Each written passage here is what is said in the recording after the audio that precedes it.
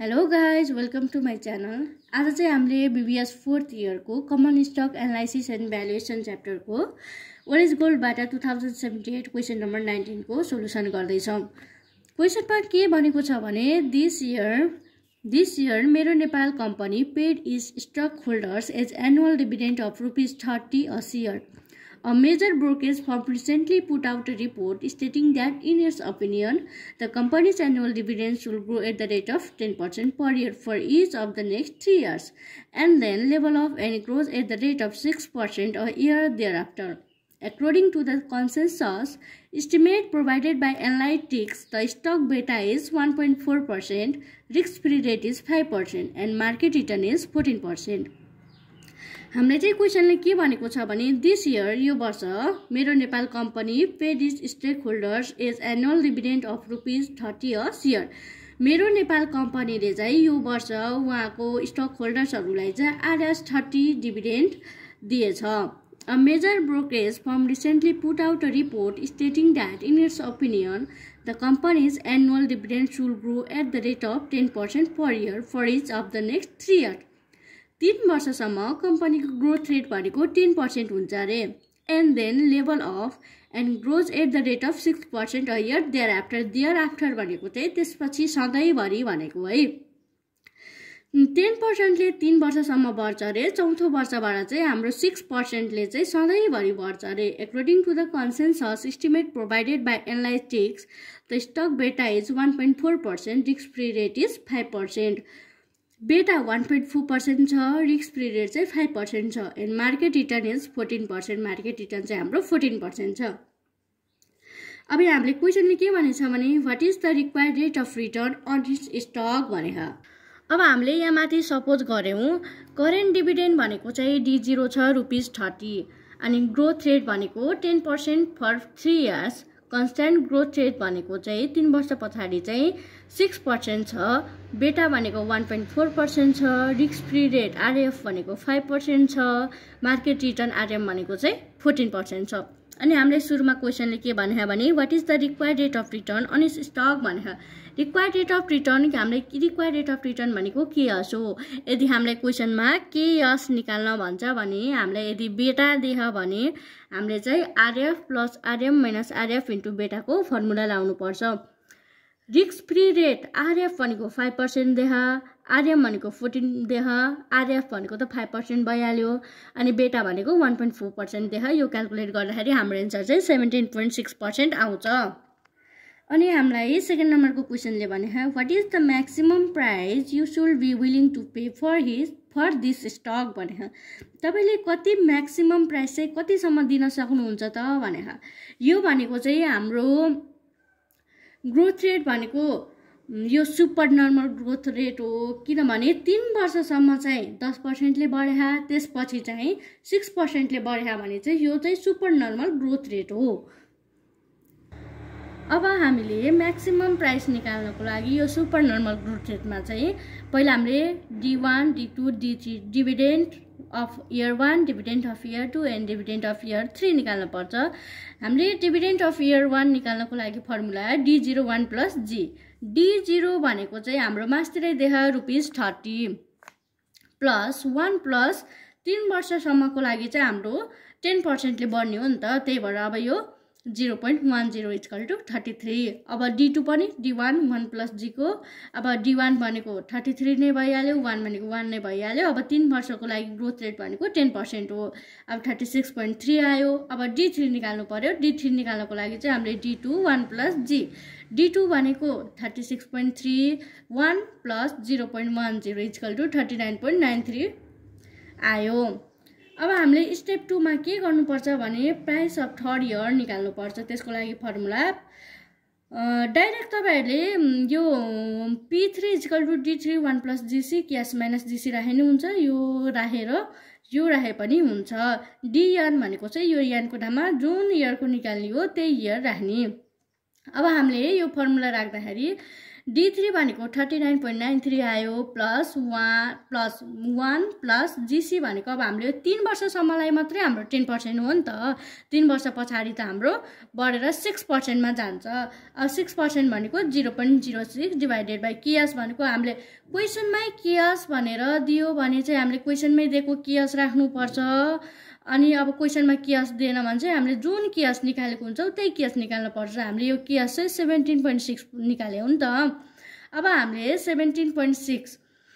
0.176 लाई यो 17.6 लाई पोइन्टमा लगेको हामीले 0.176 माइनस 0.06 गर्दाखेरि 364.877 यसको चाहिँ एन्सर आउँछ अब फेरि हाम्रो अघि स्टेप 1 सकियो स्टेप 2 सकियो अब हामी स्टेप 3 मा भनेको चाहिँ अब हामीले प्राइस निकाल्न पर्यो अब यो प्राइस निकाल्नको लागि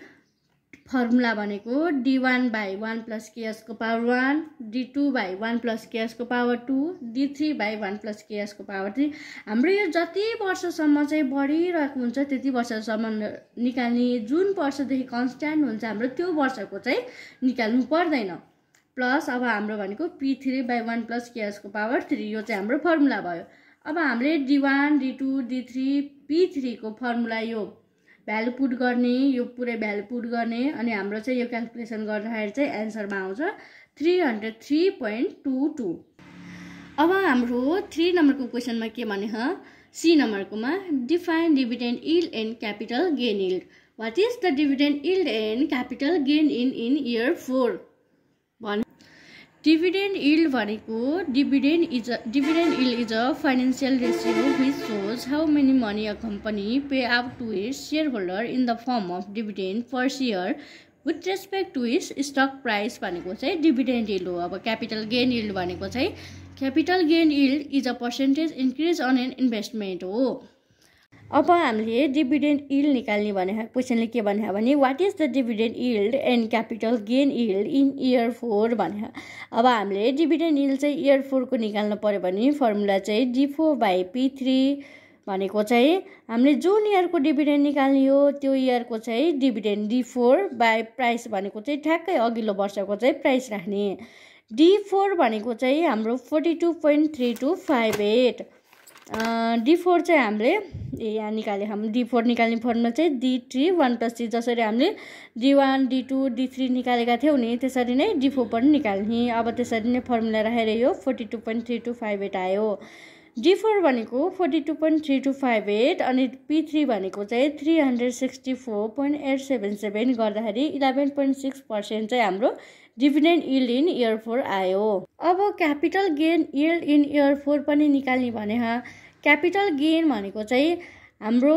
अहिलेको current year minus base year भनेको अघिल्लो वर्षको इयर बाइ अघिल्लो वर्षको इयर बेस इयर इन्टु 100% गर्ने अनि त्यसलाई चाहिँ अब हामीले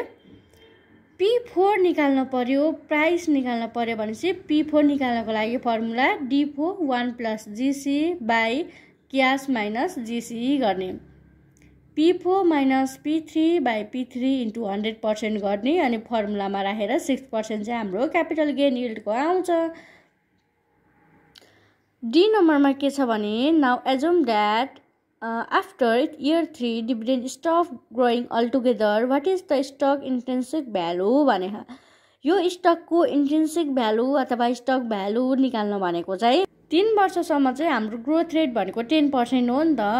अनि 10% हो त्यसपछि चाहिँ हाम्रो ग्रोथ रेट हुँदैन भने चाहिँ हामीले 0% सपोज गर्ने 0% सपोज गरेर calculation of dividend for year 1 2 3 look forward भनेर लेखेको छु मैले यो किन लेखेको भने हामीले अगाडि नै d1 d2 d3 त हामीले यही 10% राखेर निकालेका छौं नि त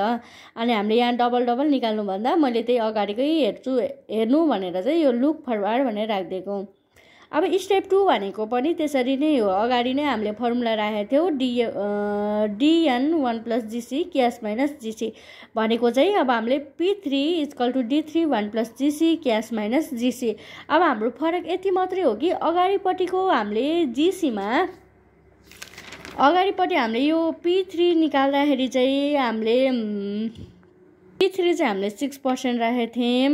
तर अब हाम्रो यहाँ चाहिँ कन्स्ट्यान्ट ग्रोथ रेट हो। अब ग्रोथ रेट त्यहाँभन्दा धेरै हुँदैन भनेपछि हामीले यहाँ 0 राखेर अब हाम्रो यसको भ्यालु राख्ने D3 को ठाउँमा D3 को भ्यालु राख्ने 1 + GC कन्स्ट्यान्ट ग्रोथ रेट। अब यो पछाडि चाहिँ हाम्रो ग्रोथ हुँदैन भनेपछि 0 डिभाइडेड बाई KS को भ्यालु 0.176 माइनस 0 गर्दाखेरि 226.875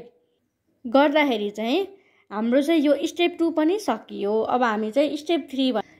3 भनेको चाहिँ अब हाम्रो भ्यालु निकाल्ने। भ्यालु निकाल्न D1/KS को पावर 1, D2/KS को पावर 2, D3/KS को पावर 3 प्लस P3/1 + KS को पावर 3। अब सबैमा चाहिँ D1 को भ्यालु 33/1 + KS को भ्यालु 1 प्लस KS भनेको 0.176 को पावर 1, D2 D3 अब हामीले अगाडि नै निकालेका छौँ नि त। त्यही अगाडि नै निकालेको चाहिँ हामीले भ्यालु राख्ने हो। अब 1 + KS भनेको KS त हामीले अगाडि त्यो बेटाको फर्मुला लगाएर निकालेका थियौँ। अब त्यो फर्मुला लगाएर सबैमा त्यस्तै गरी फर्मुला लगाएर हामीले यसरी भ्यालु निकाल्यौँ जसको भ्यालु चाहिँ 218.40 आयो। ल हिसाब चाहिँ यति नै हो है साथीहरू। यदि तपाईहरु मेरो च्यानलमा नयाँ हुनुहुन्छ भने मेरो च्यानललाई लाइक सब्स्क्राइब गरिदिनु होला।